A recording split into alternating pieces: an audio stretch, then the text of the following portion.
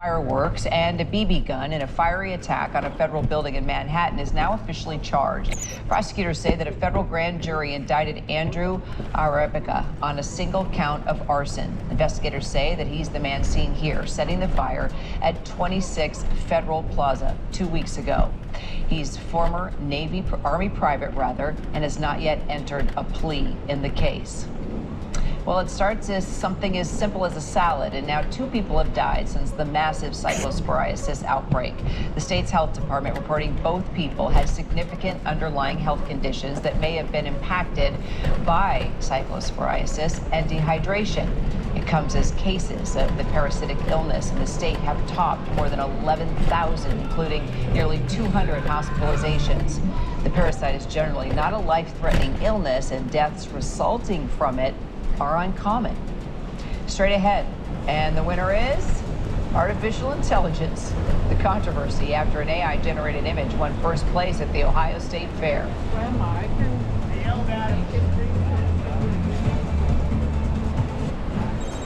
Hi, I'm calling to verify your Medicare number.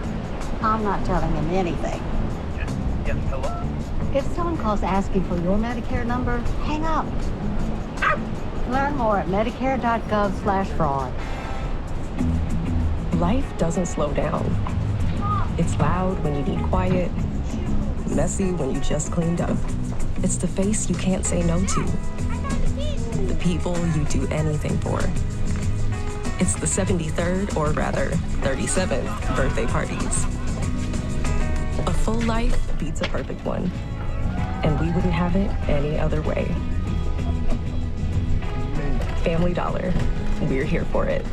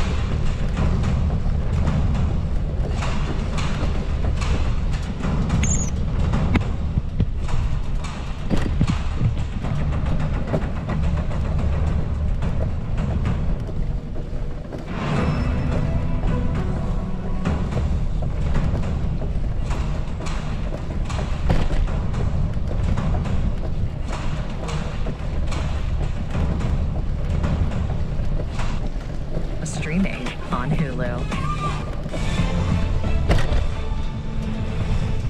Glad you're streaming with us. Well, it looks like a recipe for a good piece of art shouldn't come with artificial ingredients. The winner of an Ohio State Fair poster contest apparently used an AI-generated design celebrating America's 250th birthday to take home first place and $1,000.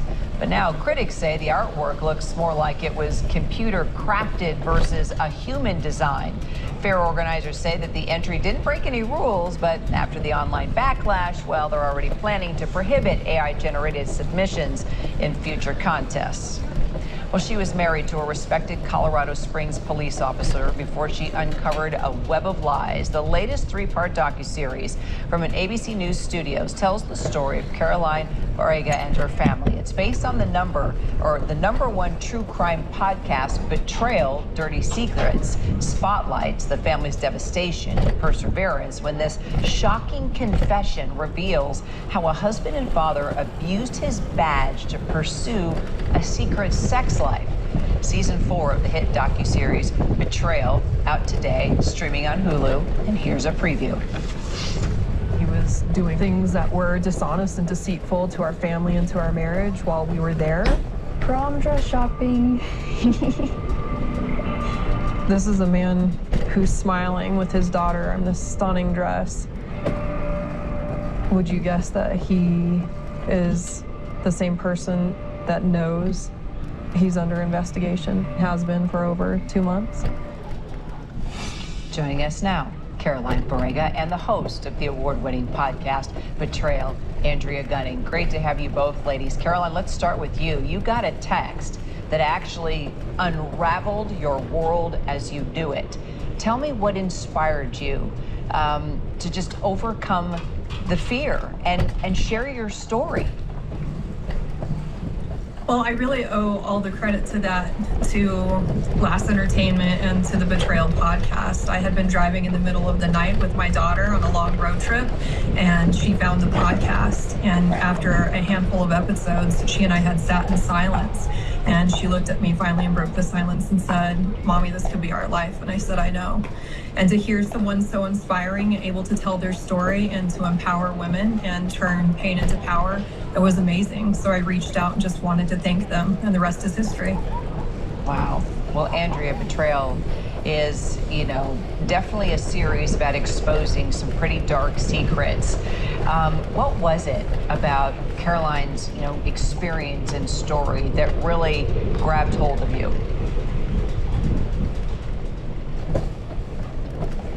For me, it wasn't necessarily Joel's actions that stayed with me. For me, it was about Caroline looking back and revisiting 25 years of marriage and trying to assess, making peace with the memories after everything has changed. And that really became the heart of this season for me.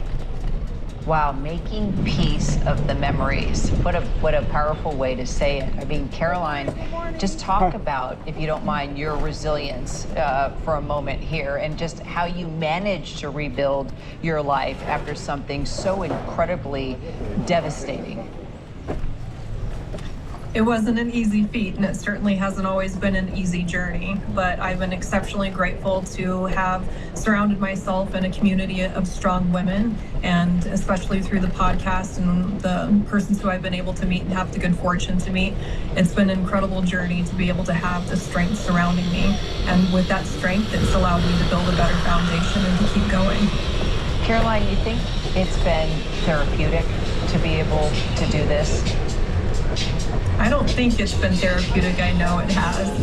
One of the things that's not really well known about the podcast and the docuseries is everything I say is fact-checked and vetted and corroborated.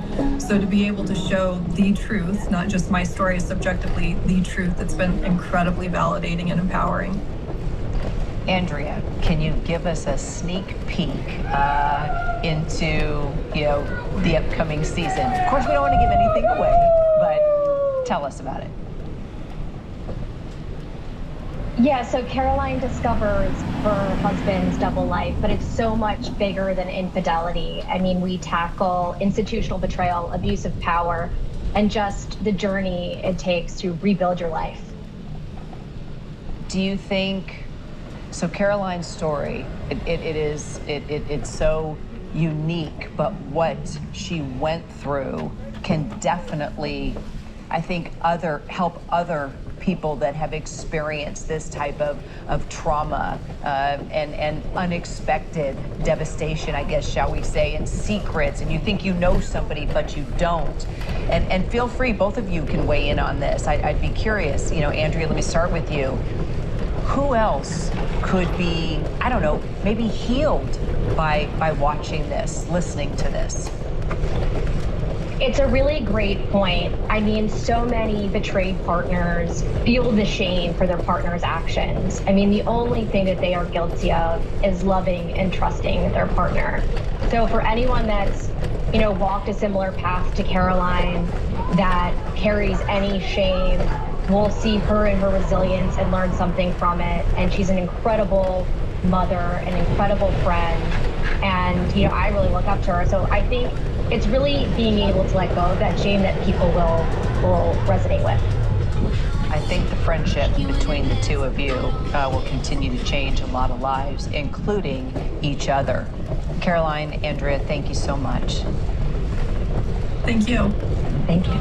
Be sure to check out the full series. It is streaming on Hulu. Straight ahead, singer Jelly Roll changing his tune on touring when he says fans can expect to see him back on stage. And what about Ariana Grande? Well, she's hitting pause as well.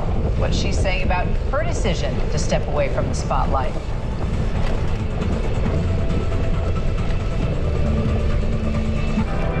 curiosity strikes. Get answers at Ancestry. Wheels for Wishes has donated more than $200 million to children's charities, supporting kids facing critical illnesses. Free pickup, running or not. Wheelsforwishes.org.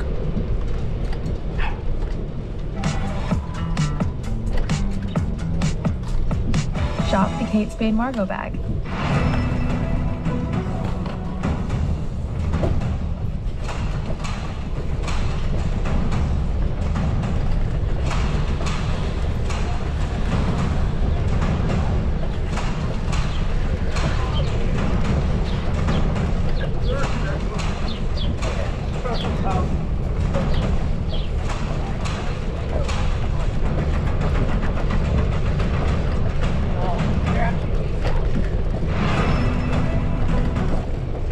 The #1 newscast in America. Glad you're streaming with us. Well, singer Jelly Roll says he plans to step away from touring for at least a year. The Grammy winner said during a concert that he planned to take an extended break after this current tour. He did not elaborate on what led to the decision, but the news comes after a year of major personal and professional changes. Fans were surprised earlier when reports surfaced over the summer that he had filed for divorce from his wife Bunny after nearly a decade together. And Ariana Grande is also speaking out about her decision to step away from the spotlight. The actor and pop star addressing the decision in a speech to fans during her Eternal Sunshine tour in Chicago. Lara Spencer has more. The announcement that was made yesterday was not a reactive or impulsive thing. Ariana Grande is breaking her silence. It's a plan that I had quietly made a long time ago, and it's a decision that was made from a thoughtful and empowered place. The 33-year-old pop star addressing fans during her concert in Chicago Monday night after concern over her health and appearance following the release of her new album and music video, Pedal. But I don't need someone to save me. Fans quickly flooding social media with support and concern. There is nothing normal about that, y'all. There's nothing normal about that. Some people think she's stepping away specifically to focus on her health, while other people think the constant conversation, criticism, and straight-up bullying surrounding her weight has probably played a huge part in it. Over the weekend, a representative for Grande telling ABC News she plans to finish her tour healthily and happily before taking a step back from the spotlight and the endless, ongoing public scrutiny that comes with it. But Grande insisting the decision isn't about negativity.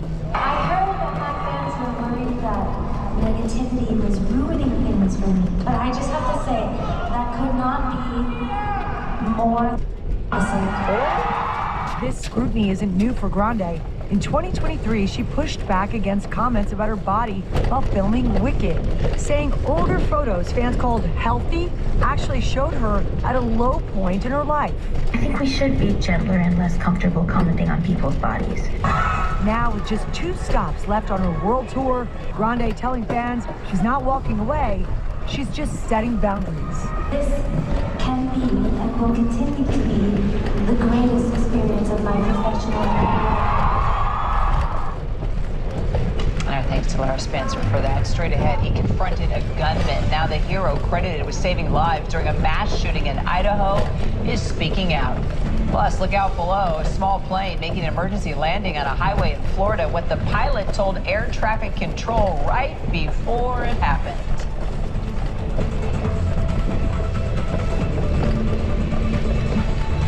A free gift from my Medicare number. Dad. Come on. I know this is fraud. Never accept gifts for your Medicare number. And get wise to Medicare fraud. Learn more at medicare.gov/fraud.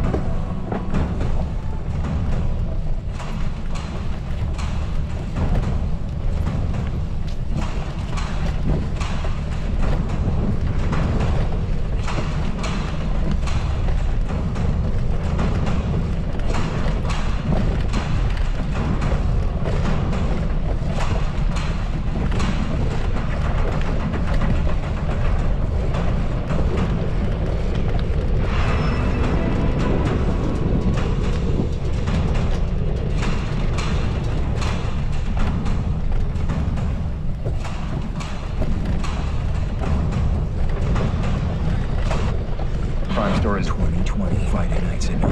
ABC News Live. Because the news never stops. All right, let's go. Come on. Let's go. Super Bowl 61 is coming. Let's go, let's go! And everyone's going. Okay, let's go! Let's go. Let's go, let's do it! Let's go. Because once the game starts, Don't just stand there! everything else stops.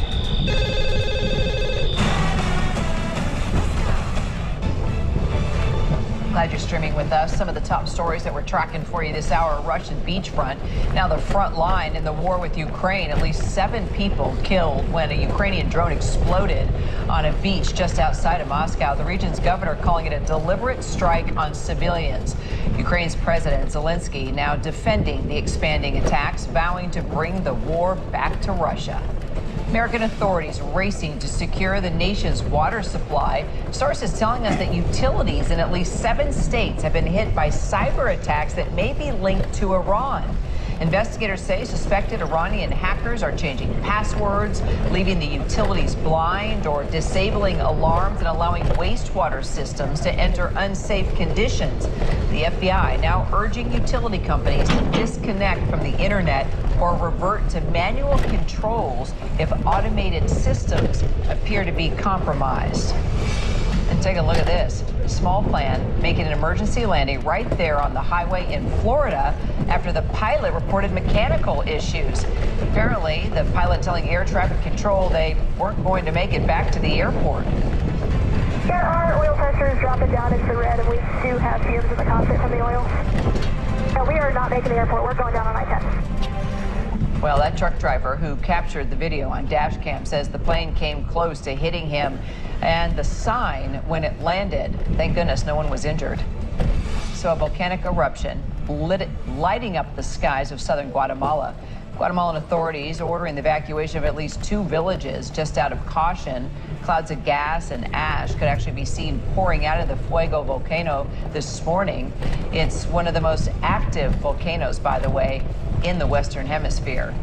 So it started with a battle over the reflecting pool, and now the future of U.S. Attorney Jeanine Pirro appears to be in pretty murky waters. President Trump blasting her for dropping charges against the former Olympian accused of vandalizing the $16 million reflecting pool renovations. Pirro also tossing out 3 other misdemeanor cases related to destruction of property at the pool. The president meeting with Pirro at the White House hours after accusing her of choking and folding like an umbrella. Olivia Rubin has more.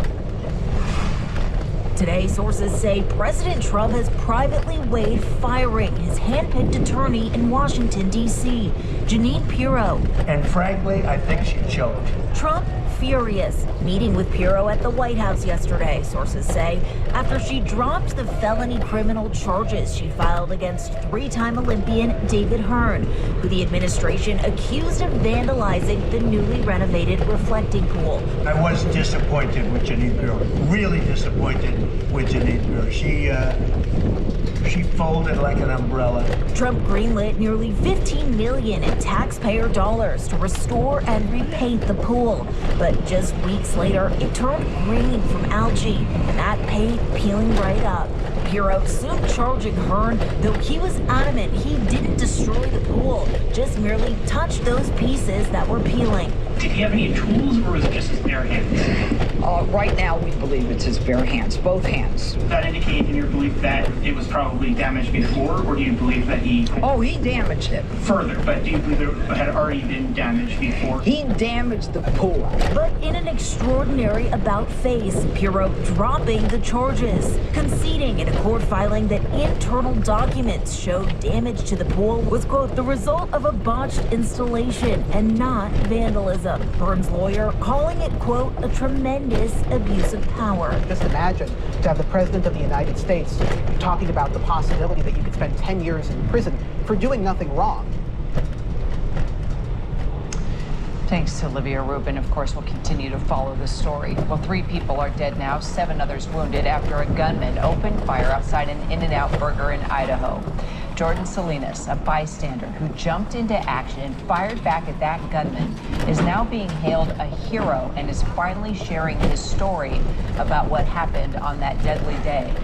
Trevor Olt is in Twin Falls, Idaho, with the details.